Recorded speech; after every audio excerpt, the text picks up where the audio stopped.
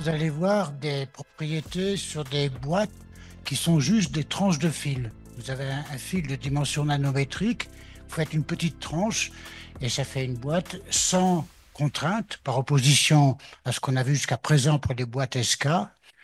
Et donc cet exposé est fait en duo par Maria et Jean-Christophe. L'un a fait ça, c'était Paris 7, on appelait ça à l'époque, et l'autre à Paris Sud. Ça s'appelait Paris Sud. On a perdu le Sud là aussi, et ça s'appelle Paris-Saclay maintenant. Et donc, en fait, ce que je trouve c'est assez symbolique de la dynamique du C2N, c'est que l'un et l'autre représentent un peu les signes du C2N. L'un, Jean-Christophe, vient du CNET, à l'époque où c'était à Bagneux. Et puis, donc maintenant, il est au C2N. Et Maria était à l'Institut d'électronique fondamentale à Orsay. Donc maintenant, C2N. Et c'est une belle illustration de la synergie qu'a su créer ce laboratoire. Merci beaucoup. Donc, je continue ces exposés sur les approches alternatives. Je vais vous présenter les boîtes quantiques au cœur des nanophiles. Et je veux commencer par remercier tous les gens qui ont contribué à ces travaux. Donc, les collègues du C2N, les postdocs, les thésards de l'époque et aussi qui travaillent aujourd'hui. Et également les collaborateurs externes, Valérie Zweller et Nicolas Capin, qui ont contribué pour les caractérisations optiques. Donc, et avant de parler des boîtes, je vais d'abord introduire les nanophiles. Commençons par un petit historique. Donc, la thématique des nanophiles s'est développée commençant par ce papier de 1964 venant de Bell Labs, de Wagner et Ellis, où ils ont étudié par la croissance MOCVD le dépôt de silicium en présence de gouttes d'or. Et ils ont constaté que les gouttes d'or agissent comme catalyseurs, ils promuent de la croissance colonnaire et il arrive à former des microcristaux de silicium décorés par des petits chapeaux d'or. Donc au début, cette publication n'a pas reçu beaucoup d'intérêt, comme vous pouvez voir par le nombre de citations en année, mais tout d'un coup, au début des années 2000, les gens ont commencé à intéresser par cette approche de croissance en présence de catalyseurs, et notamment en 2002, les deux équipes à l'Institut, à l'Université de Lund, sous direction de Samuelson, et aussi à Harvard, l'équipe de Charles Lieber, ils ont exploré la croissance, cette fois-ci des nanophiles. Donc, ils ont réussi à réduire le diamètre vers quelques dizaines de nanomètres. Donc, vous voyez ici un exemple de ces nanophiles de matériau 3,5 et aussi de l'élément 4. Et donc, je veux préciser tout de suite que par rapport au fil quantique que Valia a présenté ce matin, c'est des objets qui sont très différents parce qu'ils ne sont pas enrobés dans une matrice de semi-conducteurs. Ils sont debout sur leur substrat, juste dans l'air. Et aussi, le diamètre ici est quand même significativement plus grand. On parle de quelques dizaines de nanomètres. D'où l'intérêt de faire l'ingénierie des nanostructures dans le nanophile. Et donc ici, vous voyez l'incorporation des barrières INP au cœur de fil INAS dans la direction axiale. Et là, à droite, c'est des cœurs coquilles germanium-silicium. Donc, à cette époque-là, en France, il n'y avait pas beaucoup d'études sur la croissance de nanophiles, sauf ces travaux de l'Université de Bourgogne, où Marco Ceciolotti faisait des nanostructures de forme très exotiques, comme ces nanomontgolfières. Et donc, à cette époque-là, Jean-Christophe Armand s'est intéressé à la croissance de nanophiles. Il a configuré un bâti d'épitaxie par jet moléculaire pour étudier ces modes de croissance. Et aussi, il a créé un consortium français réunissant les collègues qui sont intéressés par la thématique et ils ont obtenu le financement ANR, ce qui a permis de lancer la thématique de nanophiles en France. Donc ici, l'idée d'utiliser l'épitaxie par jet moléculaire était assez originale parce qu'à l'époque, les gens ils pensaient que en fait, le mécanisme est lié avec le craquage des organes métalliques dans le catalyseur et que cette croissance est uniquement possible par les techniques MOCVD. Toutefois, c'était aussi à cette époque que les gens de IOFE, c'est Georges Tseldin et Vladimir Dobrowski, ont commencé à travailler sur le sujet, utilisant les MBE. Et ils ont montré que, en fait, effectivement, la MBE est une technique qui peut donner lieu à la croissance de nanophiles et que cette croissance, la cinétique, est liée à la diffusion des espèces. Donc ça a permis aussi de créer une collaboration entre LPN et l'Institut IOFE qui était très fructueuse et qui continue aujourd'hui encore. Donc, on va maintenant voir le mécanisme brièvement. Donc ici, vous avez un schéma de nanophile sur son substrat. Donc vous avez les potentiels chimiques du substrat, des côtés de nanophile et aussi du catalyseur. Et les valeurs de ces potentiels chimiques sont telles que la diffusion des adatomes est favorable pour aller alimenter les gouttes de catalyseur, en plus des adatomes qui arrivent directement sur le catalyseur. Et donc, avec cette diffusion des adatomes, on arrive dans la goutte de catalyseur à avoir la sursaturation en élément 3, et ça produit à la fin un élément de nucléation à la ligne triple. Une fois que nous avons un nucléaire, on propage la croissance d'une monocouche pour former une monocouche entière sous la goutte. La goutte soulève, et ensuite, il faut attendre encore que la goutte se recharge en élément 3 pour produire le nouvel élément de nucléation et une nouvelle monocouche. Donc comme ça, on forme, monocouche par monocouche, le nanophile. Et donc c'est là où j'ai commencé à travailler sur la thématique. Je suis arrivé au LPN, c'était 2005, Jean-Yves Marzin était directeur de labo, et j'ai exploré la croissance des différents matériaux 3,5 avec ce mécanisme vapeur liquide solide. Donc il s'avère que le mécanisme est assez universel et on peut former les différentes nanophiles. Donc ici vous avez les exemples, les nanophiles de GAS, de GAP, INP, INAS. Et vous voyez aussi que les températures, les fenêtres de croissance pour ces matériaux sont assez larges. Donc, on a une large plage de température où la formation des fils est possible. Et aussi, on voit que ces températures dépendent essentiellement de l'élément 3. Donc, une fois que nous avons compris comment former les nanophiles binaires, l'intérêt est d'incorporer des boîtes quantiques dedans. Donc, au début, j'ai bêtement pensé de faire un système de matériaux GAS et NAS inspiré par les boîtes Stansky-Krastanov. Et vous voyez ici un exemple raté d'une hétérostructure. Parce qu'en fait, une fois qu'on essaye de basculer entre GAS et NAS, le catalyseur devient instable et on forme ici cette nanocrystallite d'INAS qui, si on regarde en détail, présente beaucoup de défauts. Et en fait, c'est naturel parce que ce système des deux matériaux n'est pas bien choisi. Les fenêtres de température sont peu compatibles. Et c'est beaucoup plus facile de commuter l'élément 5. C'est ce que nous avons fait. Et donc là, je vous montre un exemple réussi d'une boîte quantique INASP incorporée dans un nanophile d'INP. Donc vous voyez ici l'insertion. Donc là, la partie inférieure, la partie supérieure et aussi une coquille INP autour. Donc ici, le diamètre de l'insertion est de l'ordre de, est de l'ordre de 15 nanomètres et on peut gérer la longueur par le temps de croissance. Donc on peut ainsi former des vraies boîtes quantiques.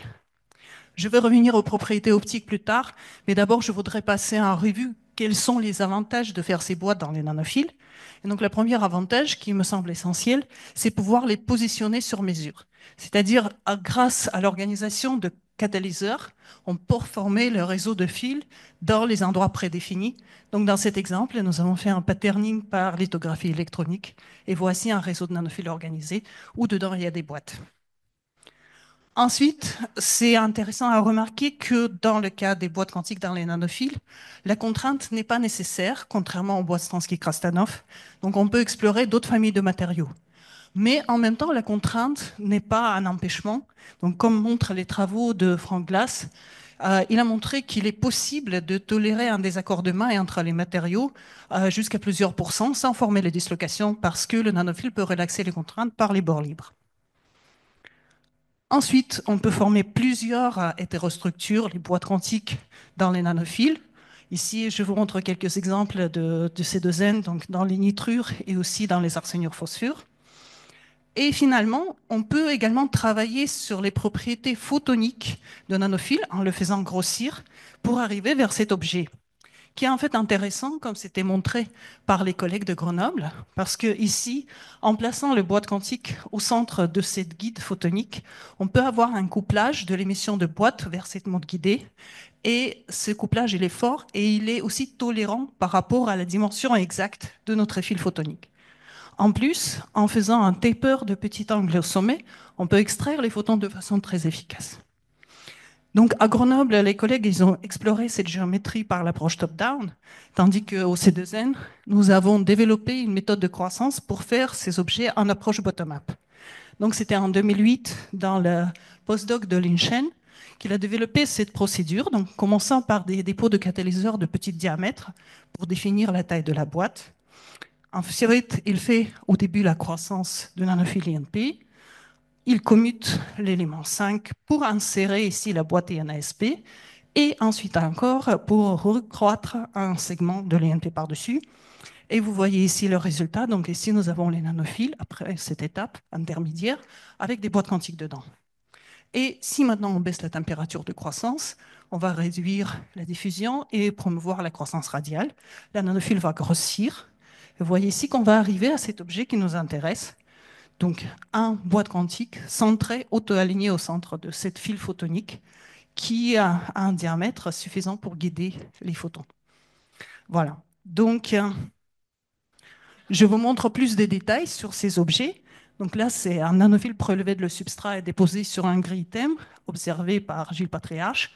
Donc, vous voyez ici la boîte quantique, ici en plus de détails. C'est un objet qui a une dizaine de nanomètres de diamètre et l'auteur de 25, je crois, ici.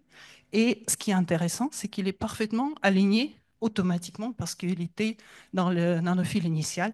Donc, il se trouve maintenant au centre de ce fil photonique. Et aussi, il présente une symétrie hexagonale héritée de nanophile initial avec c'est assez proche de quelque chose de cylindrique et ce qui peut être favorable pour ne pas avoir la symétrie qui parfois est présente dans les boîtes Stransky Krastanov.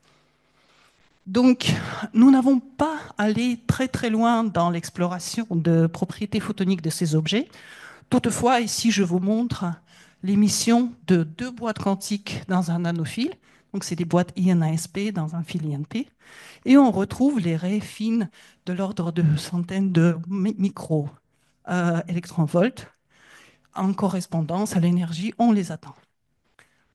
Malheureusement, on n'a pas pu aller jusqu'à explorer tous les avantages des guides photoniques de ces nanophiles, mais cette thématique était reprise par les autres équipes, donc l'équipe de Valérie Zwiller à Delft, où ils ont effectivement placé la boîte quantique, ils ont reproduit notre design, et ils ont montré les G2 tout à fait dignes de ce nom. Et plus récemment, c'était aussi réalisé à l'Université d'Ottawa, où ils ont rassemblé tous les briques de base, donc un réseau organisé avec des nanophiles placés à des endroits prédéfinis, une boîte quantique par fil. Et donc, vous voyez ici les résultats. Donc, au LPN, au C2N, on s'est tourné vers d'autres types de boîtes quantiques, plus exotiques et, comme on pense, plus intéressants. Et là, je laisse la parole à Jean-Christophe qui va vous présenter ces boîtes de phase.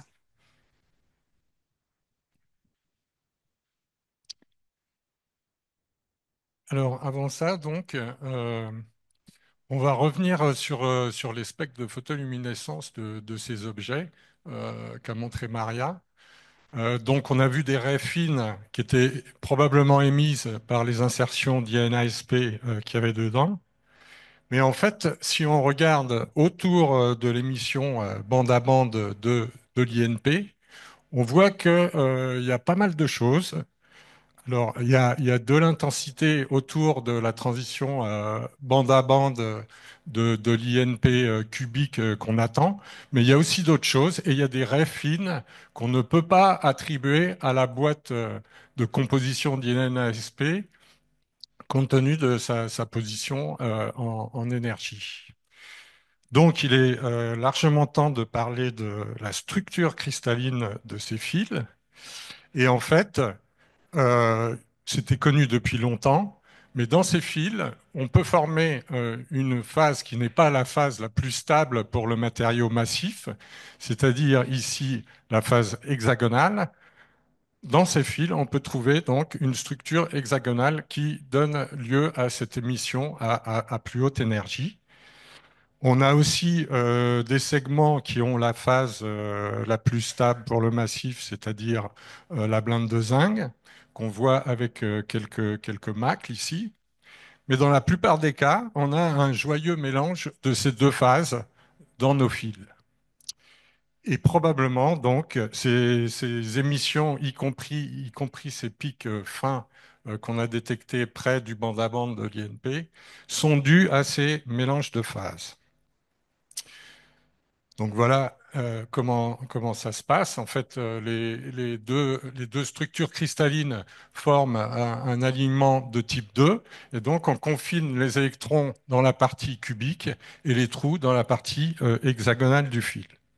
Alors pour fixer un peu mieux les choses, on a été voir à l'époque nos collègues, donc Paul Voisin et Jean-Marc Jancoux, qui étaient au LPN à l'époque, et puis nous ont fait des calculs tight bending et KP en considérant donc un puits de INP cubique à l'intérieur d'un segment d'INP hexagonal. Ils ont calculé les énergies de transition qu'on devait obtenir en faisant varier l'épaisseur de la partie cubique. Et effectivement, donc, ça explique très bien que autour de l'émission de l'INP cubique, on puisse trouver des tas d'émissions et notamment des pics fins qui peuvent correspondre à des insertions de qubits de ce type. Et puis, on a donné aussi ces échantillons à nos collègues de Delft, et eux, ils ont fait des mesures de durée de vie, et ils ont confirmé que les émissions qu'on voyait étaient certainement de type 2, avec le temps de déclin de leur luminescence, qui s'est trouvé beaucoup plus long que ce qu'on voyait pour la partie hexagonale où là, la transition est directe dans l'espace. Et donc, pour la première fois, ils ont appelé ça Crystal Phase Quantum Dots, donc des boîtes quantiques de phase cristalline. Alors, on va revenir un petit peu maintenant pour expliquer pourquoi la phase Wurtzite se forme dans ces nanophiles. Et là, on l'a compris autour de l'année 2007, grâce à Frank Glass notamment. Alors, il a mis le doigt sur le fait que Maria vous a expliqué qu'on formait chaque couche en commençant par former un petit germe sur la surface du nanophile. Il a pointé le doigt sur le fait que la nucléation à la ligne triple était une situation favorable. Et ça se comprend avec les mains assez facilement. En fait, si vous posez votre germe, comparons les situations où on pose le germe au milieu du nanophile et la situation où on le pose à la ligne triple. Vous voyez qu'ici, ces deux éléments de surface sont remplacés par un seul élément de surface. Donc, énergétiquement, ça coûte moins cher de placer ce germe à la ligne triple. Et donc, l'argument suivant, bah, c'est de remarquer que l'énergie des facettes des fils, elle est plus faible pour un empilement de couches en phase hexagonale que pour un empilement de couches en phase cubique. Donc, ceci expliquait pourquoi on pouvait obtenir de la Wurtzite donc dans les fils de 3,5 qui sont normalement de phase blanche de zinc. Alors, comme tout se passe à la ligne triple, évidemment, il y a un paramètre qui va être important, c'est l'angle de contact de ce catalyseur.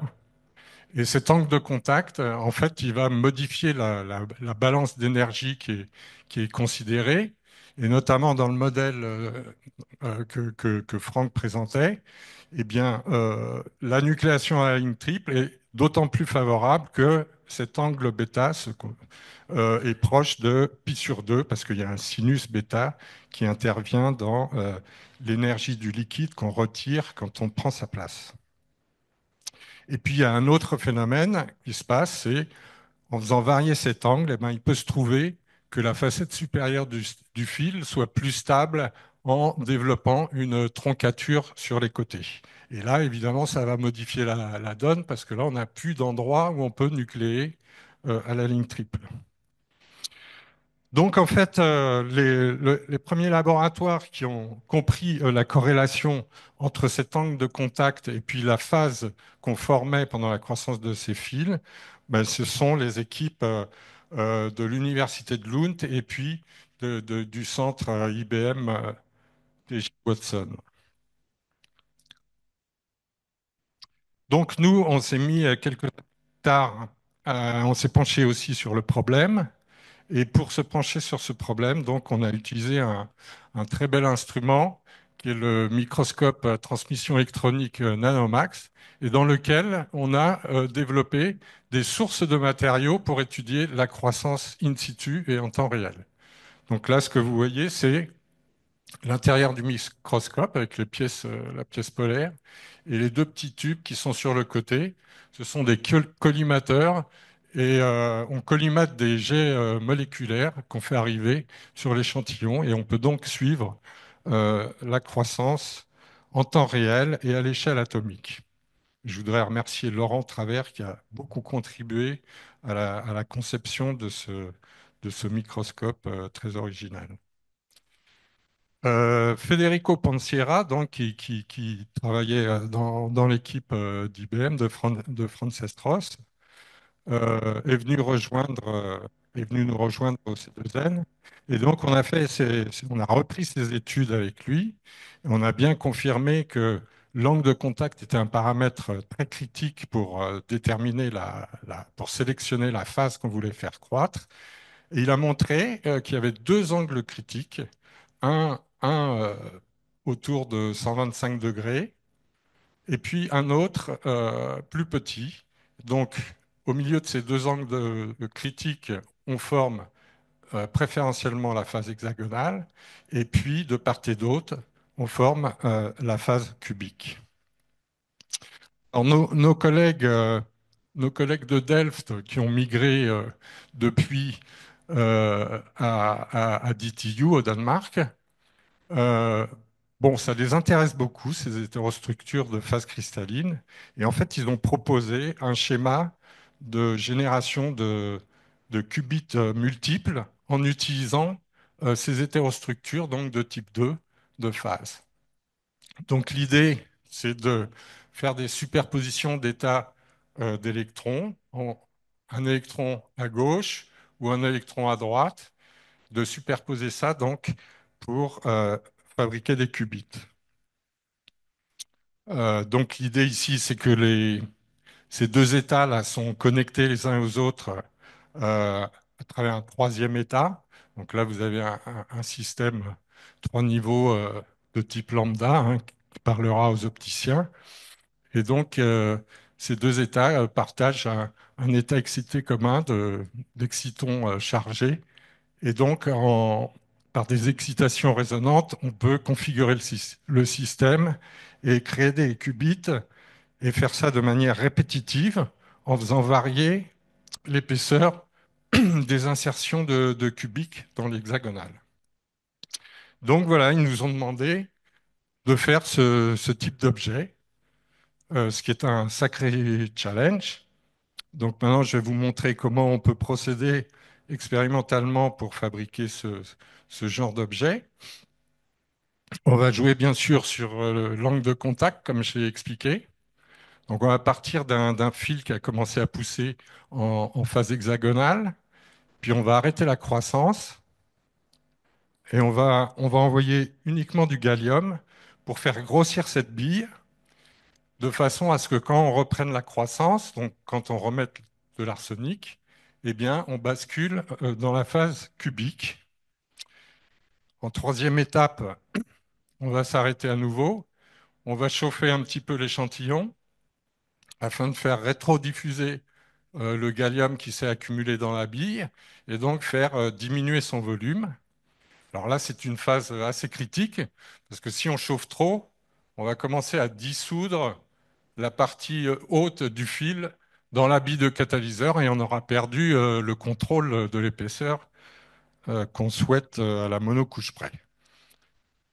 Et puis donc, on redémarre la croissance et on devrait repasser en phase hexagonale.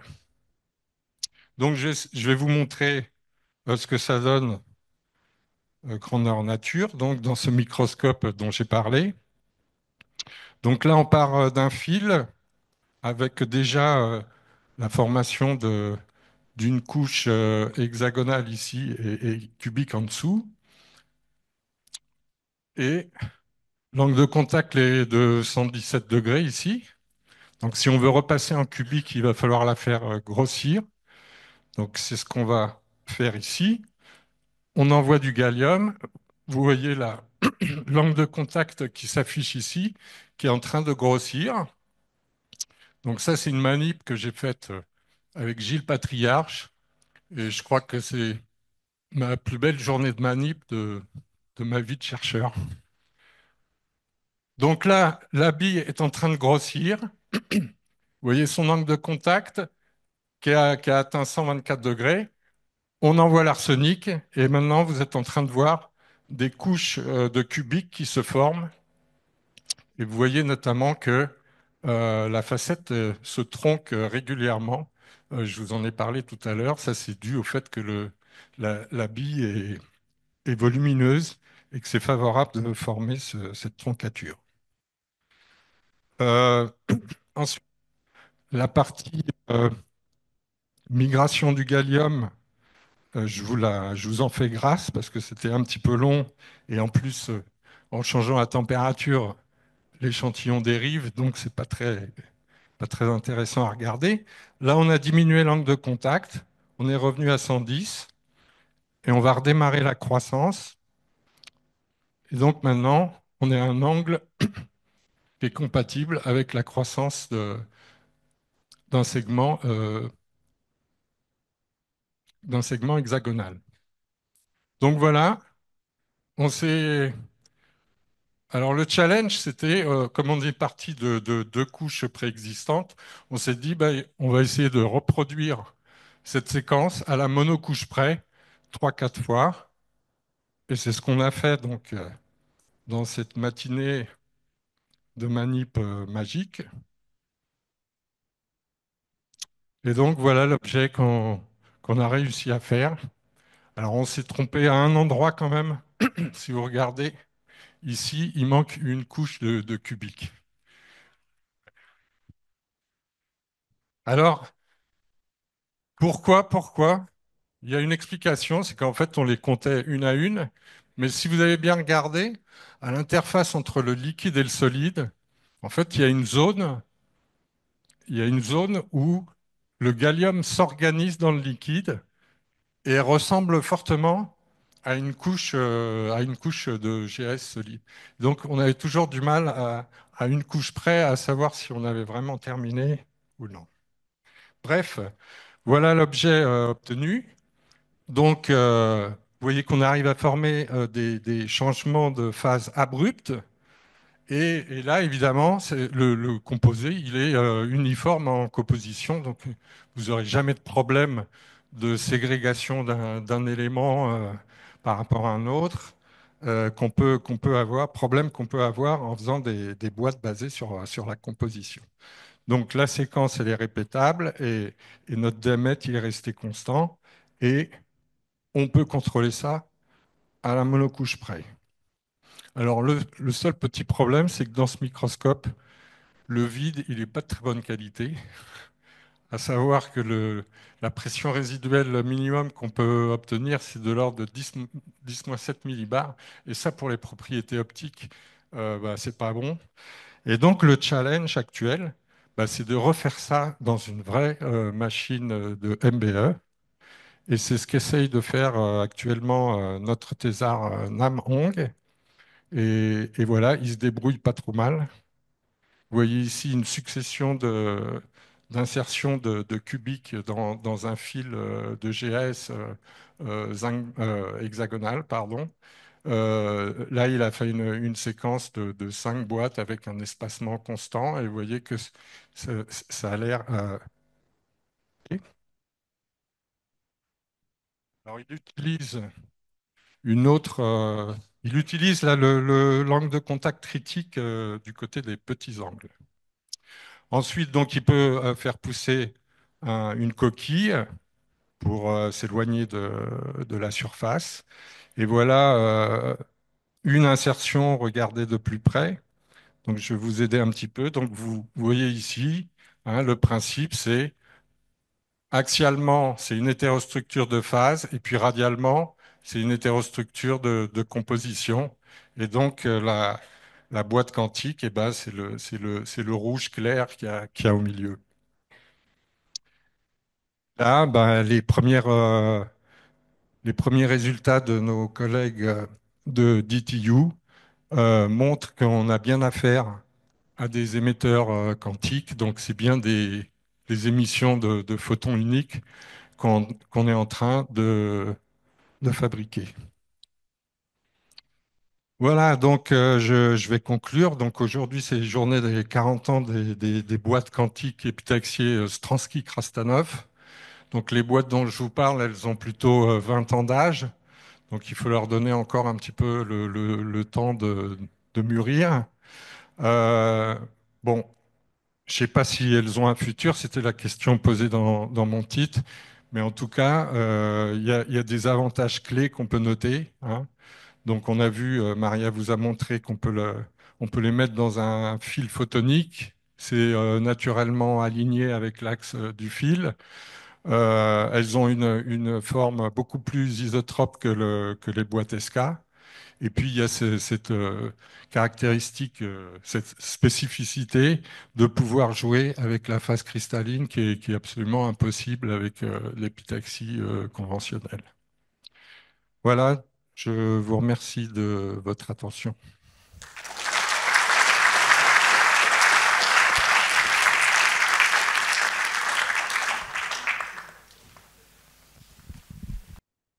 Merci Jean-Christophe, merci Marc. Est-ce qu'il y a des questions que vous voulez poser à nos deux collègues pour ces magnifiques exposés?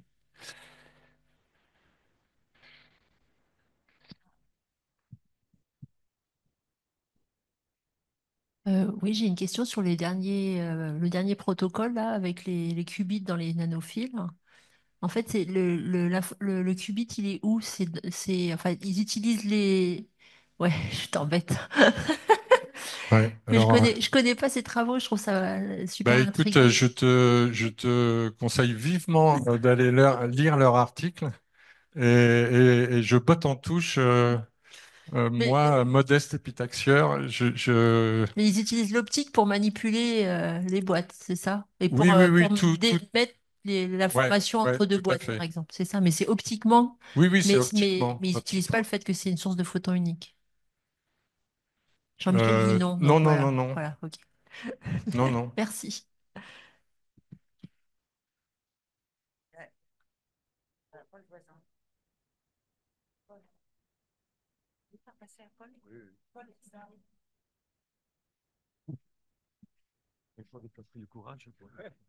Non, il y avait un point un petit peu critique par rapport à la notion de quantique, c'était le diamètre du nanophile minimum que vous réalisez. Euh, vous en êtes Alors, où à ce diamètre niveau-là? minimum, quand tu as vu les images, quand c'était euh,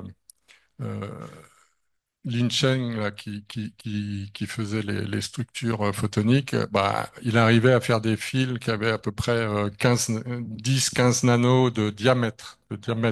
Donc là, on est vraiment dans les dimensions qui permettent de faire former une vraie boîte quantique, quoi. Dans ces images, on a l'impression parfois que ça boursoufle un petit peu le diamètre du fil. Est-ce que c'est une illusion d'optique ou parce que ça Non, peut alors faire changer. effectivement, si tu fais pousser des segments plus grands, en fait. Ce qui se passe, c'est que il peut y avoir un petit peu de croissance radiale, d'accord? On a dit que les espèces, elles diffusaient sur les flancs, et Hmm, donc, selon les conditions, ça peut s'accrocher sur les flancs et provoquer de la croissance radiale. Et cette croissance radiale, eh ben, elle n'est pas la même sur une facette bursite ou cubique. Donc, il y a une phase où c'est plus favorable de s'accrocher que l'autre. Donc, c'est pour ça que tu peux avoir des petits d'accord. décrochements quand tu changes, quand tu bascules de Mais phase. du coup, si tu veux faire deux boîtes l'une au-dessus de l'autre, tu peux avoir celle du dessus qui est un peu plus large ou un peu plus fine que celle d'en dessous et ça peut changer Oui, alors l'énergie et oui, tout ça. il faut que tu fasses tes objets. pendant que le fil est suffisamment court pour que les adatomes diffusent bien jusqu'au catalyseur sans s'arrêter en cours de chemin et puis Ok. faire de la croissance radiale, oui. Et pas le micro.